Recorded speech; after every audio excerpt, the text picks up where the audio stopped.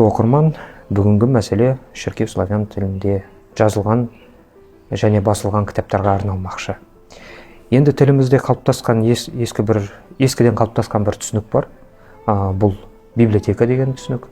Библиотека, яғни кітапхана, бұл грек тілінен аударғанда библиялардың шоғырланған, жинақталған жері деген мағынаны білдіреді.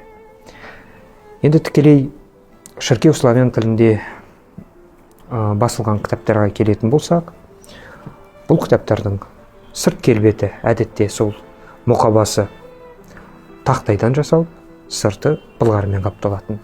Кейбір даналарында осындай әртүрлі библиялық сюжеттерде көріністер бейнеленген.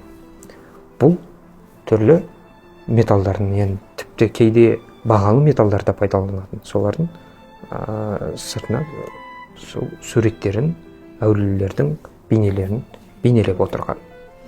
Және де кейбір кітаптарды, енді бұл кітабымызда, алғашқы кітабымызда сақталмаған, кейінгі кітабымызда мысалға осындай жезден жасалған қыстырғыштар да бар. Яғни құлып.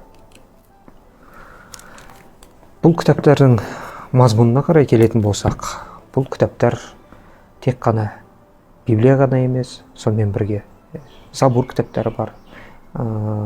Забур, яғни псалтырь, немесе Інжіл, Евангелие кітаптары. Сонымен бірге әртүрлі діни мазмұндағы және тарихи мазмұндағы жыр дастандар.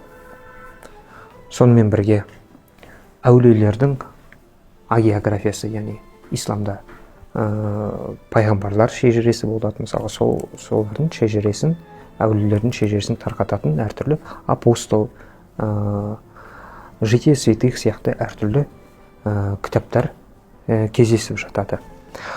Мысалға, осындай шіркеу славян тілінде басылған кітаптардың бірі бұл заңнамалық құжат.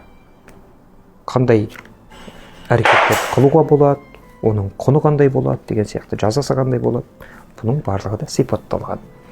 Енді осындай кітаптардың кезінде, сонау 19 ғасырда да, 18 ғасырда да сол кітаптар басыла бастағаннан бері, олардың қандай жылы қандай кітап басылды, қай баспада басылды, және де қандай таралыммен шықты, соның бәрінен де мәлімет беретін әртүрлі кітаптардың да каталогтарды кездеседі. Енді ол кезеңде енді летопись деген түсінік пайдаланылады. Жалпы алғанда орталық ғылыми кітапхананың қорында пайыздық мөлшерде 3%-ға дейін шіркеу славян тіліндегі кітаптар жинақталған.